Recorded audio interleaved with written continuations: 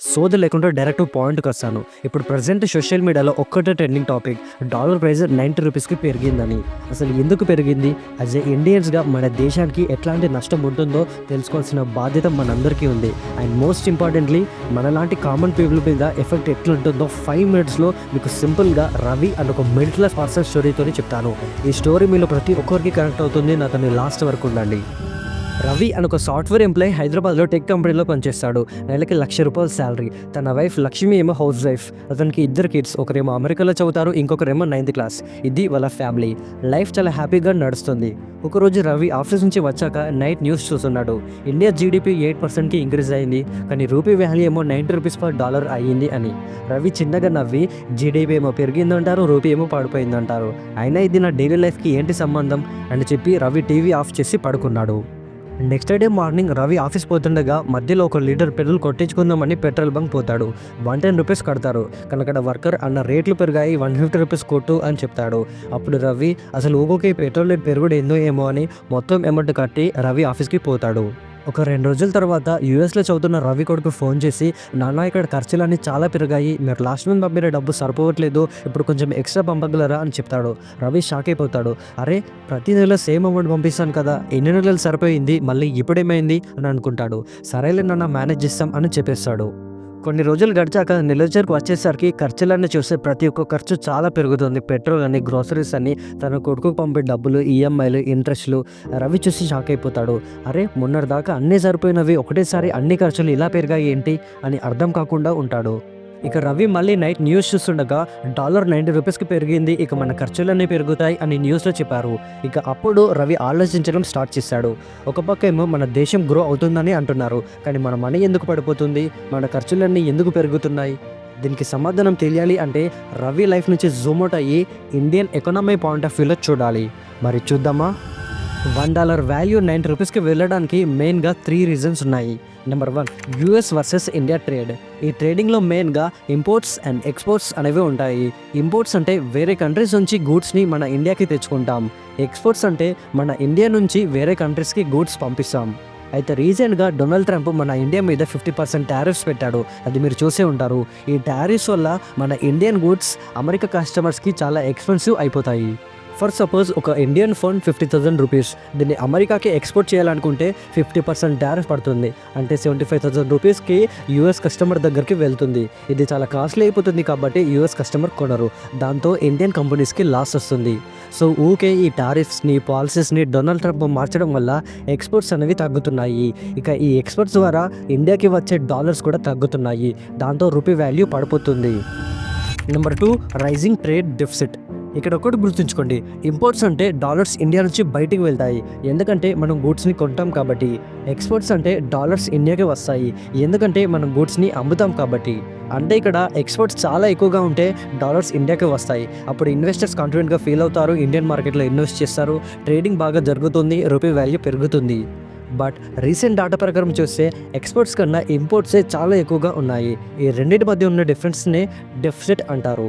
For suppose me salary 80,000, కానీ మీ expenses 1 lakh. ఈ difference 20,000నే deficit అంటారు. అలా మన కంట్రీ లెవెల్లో చూస్తే ప్రజెంట్ మన India trade deficit $41 billion reach అయింది. అంటే మీరు అర్థం చేసుకోండి, మనం ఏ లెవెల్లో ఎక్స్పోర్ట్స్ కన్నా ఇంపోర్ట్ చేస్తున్నామో. మరి ఈ ఇంపోర్ట్ చేసేటప్పుడు మనం డాలర్స్లో కట్టాలి. అప్పుడు డాలర్కి డిమాండ్ పెరుగుతుంది, వాల్యూ పెరుగుతుంది, కానీ రూపీ డిమాండ్ అండ్ వాల్యూ తగ్గుతుంది. Number 3, foreign investors outflow. మీరు న్యూస్ చూస్తే గత కొన్ని రోజులుగా ఫారిన్ ఇన్వెస్టర్స్ అందరూ ఇండియన్ స్టాక్ మార్కెట్లో నుంచి మనీ తీసేస్తున్నారు. సుమారు $16.4 బిలియన్, అంటే 1,48,000 కోట్ల రూపాయలని తీసేశారు. ఈ global tension, Trump tariffs, deficit, వీటన్నిటి వల్ల ఫారిన్ ఇన్వెస్టర్స్ ఆలోచించడం స్టార్ట్ చేశారు. రూపీలో ఇన్వెస్ట్ చేసే రిస్క్ అని స్టాక్ మార్కెట్లో ఉన్న రూపీస్ని తీసుకొని డాలర్స్లోకి కన్వర్ట్ చేసుకుంటున్నారు. ఇక డాలర్ డిమాండ్ పెరిగింది, రూపీ వాల్యూ పడిపోయింది. సో ఈ 3 రీజన్స్ వల్ల రూపీ వాల్యూ పడిపోతుంది. Number 1, US India trade tensions. Number 2, rising trade deficit. Number 3, foreign investors outflow. So ఇప్పటి వరకు ఇండియన్ సిస్టమ్ సెట్ తరపున స్టోరీని క్లియర్గా అర్థం చేసుకున్నారు. బట్ ఇప్పుడు అసలు పాయింట్, ఓకే రూపీ వాల్యూ పడిపోతుంది, కానీ రవి లాంటి లక్షల మంది ఫ్యామిలీస్ మీద ఎలా ఎఫెక్ట్ పడుతుందో ఇప్పుడు చూద్దాం. Number 1, petrol price. రవి మొదట 110 రూపీస్కి లీటర్ పెట్రోల్ కొట్టించుకునేటోడు ఇప్పుడు 150 రూపీస్ అయ్యింది. ఎందుకంటే ప్రపంచంలో ఏ క్రూడ్ ఆయిల్ అయినా మ్యాక్సిమం డాలర్స్లోనే కొంటారు. అది సౌదీ అరేబియా కావచ్చు, అమెరికా కావచ్చు. ప్రజెంట్ ఇండియా 85% ఆయిల్ని ఇంపోర్ట్ చేస్తుంది. సో ఇండియా ఆయిల్ కొనాలి అంటే డాలర్స్లోనే కొనాలి.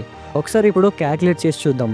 ఫర్ సపోజ్ ఇంటర్నేషనల్ మార్కెట్లో ఆయిల్ ప్రైస్ పర్ బ్యారెల్ $80 ఉంది. $1.75 ఉన్నప్పుడు ఆయిల్ కాస్ట్ 6,000 రూపీస్ అవుతుంది.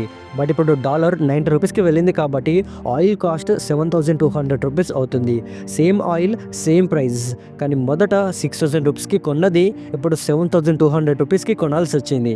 అంటే ఇండియన్ గవర్నమెంట్ ఎక్స్ట్రా 1,200 రూపీస్ కడుతుంది. మరి ఈ 1,200 రూపీస్ గవర్నమెంట్ ఎవరి మీద వసూలు చేస్తుంది అంటే మనలాంటి poor and middle class people మీదనే. అందుకే పెట్రోల్ రేట్లు పెరుగుతాయి. ఇక రవి సచ్చినట్టు కట్టాల్సి వచ్చింది. నెంబర్ 2, ఒక్కసారి పెట్రోల్ రేట్లు పెరిగాయి అంటే ప్రతి ఐటమ్ ప్రైస్ పెరుగుతుంది. ఫ్యూల్ రేట్లు పెరిగితే ట్రాన్స్పోర్ట్ కాస్ట్ పెరుగుతుంది. ఇక దాంతో ట్రాన్స్పోర్ట్ ద్వారా వచ్చే ప్రతి గూడ్ ప్రైస్ పెరుగుతుంది. అది వెజిటబుల్ లారీస్ కావచ్చు, milk vans, food items, machineries, ఇలా అన్ని రేట్లు పెరుగుతాయి. ఇక final price middle class people మీద పడుతుంది. అందుకే రవికి తన ఖర్చులు చాలా వరకు పెరిగాయి. నెంబర్ 3, రవి కొడుకుకి డబ్బు పంపినప్పుడు ఫస్ట్ మంత్ సరిపోయింది, సెకండ్ మంత్ సరిపోలేదు. ఎందుకంటే ఫర్ సపోజ్ రవి కొడుకు ఫీస్ $10,000, $1.75 రూపీస్ ఉన్నప్పుడు 7,50,000 రూపీస్ కట్టాలి. బట్ ఇప్పుడు $1.90 రూపీస్ కాబట్టి 9,00,000 రూపీస్ కట్టాలి. Difference 1,50,000 rupees. Same education, same university, but extra 1,50,000 rupees. ఎందుకంటే రూపీ వాల్యూ పడిపోయింది కాబట్టి. అందుకే రవి కొడుకుకి అబ్రాడ్లో డబ్బు సరిపోలేదు, ఎక్స్ట్రా అమౌంట్ కావాల్సి వచ్చింది. ఒక మిడిల్ క్లాస్ పర్సన్కి సంవత్సరానికి ఎక్స్ట్రా 1,50,000 అంటే చాలా ఎక్కువ అమౌంట్. ఇలానే ఇంట్రెస్ట్లని, ఈఎంఐలన్నీ ప్రతి ఆస్పెక్ట్లో poor and middle class people మీద కాస్ట్ ఆఫ్ లివింగ్ బర్డెన్ పడుతుంది. వీటన్నిటికీ కారణం రూపీ వాల్యూ పడిపోవడం. మరి బ్రో, రూపీ వాల్యూ పడిపోకుండా ఆపలేమా అంటే ఆపొచ్చు, బట్ టైం పడుతుంది. దానికి ఏం చేయాలో చూద్దాం. Number 1, RBI tool. ఆర్బీఐ దగ్గర ఒక పవర్ఫుల్ టూల్ ఉంటుంది, అదే డాలర్ రిజర్వ్స్. ఇలానే ఎప్పుడైనా రూపీ వాల్యూ పడిపోయినప్పుడు ఆర్బీఐ మార్కెట్లో డాలర్స్ని అమ్ముతుంది. దాంతో రూపీ వాల్యూ కొంచెం వరకు పడిపోకుండా ఉంటుంది. అలా రీసెంట్గా ఆర్బీఐ $20 బిలియన్ రిజర్వ్స్ని మార్కెట్లో అమ్మింది. Number 2, interest rates. Indian government and RBI interest రేట్లని పెంచాలి. ఎలా అంటే ఫారిన్ ఇన్వెస్టర్స్ని అట్రాక్ట్ చేసేటట్టు, ఇండియాలో ఇన్వెస్ట్ చేస్తే మంచి రిటర్న్స్ వస్తాయి అనేటట్టు. ఇక దాంతో వాళ్ళు డాలర్స్ తీసుకొస్తారు, రూపీ వాల్యూ స్ట్రాంగ్ అవుతుంది. Number 3, increase exports. Right now India selling less, buying more పొజిషన్లో ఉంది. ఇది మారాలి అంటే ఎక్కువ ప్రొడక్షన్ చేయాలి. మ్యానుఫ్యాక్చరింగ్ ఇండస్ట్రీస్ బూమ్ అవ్వాలి. Machines, farmers, chemicals, textiles, tech services, ఇలా ప్రతి గూడ్ అండ్ సర్వీసెస్ ప్రొడక్షన్ పెరగాలి. ఎందుకంటే ఎక్స్పోర్ట్స్ పెరిగితే డాలర్స్ వస్తాయి, రూపీ వాల్యూ పెరుగుతుంది. అండ్ ఆల్సో ఇంపోర్ట్ మీద డిపెండ్ అవ్వడం చాలా వరకు తగ్గించాలి. Number 4, trade agreement. US and India మధ్య కరెక్ట్ ట్రేడ్ అగ్రిమెంట్ ఉండాలి. రెండు కంట్రీస్కి బెనిఫిట్ అయ్యేటట్టు ఉండాలి. ఓకే ఫ్రెండ్స్, ఈ వీడియో మీకు వాల్యూ అనిపిస్తే లైక్ కొట్టి షేర్ చేయండి. మీ డౌట్స్ అండ్ ఎక్స్పీరియన్స్ని కింద కామెంట్ చేయండి. మళ్ళీ నెక్స్ట్ వీడియోలో కలుసుకుందాం. Stay tune. జై హింద్.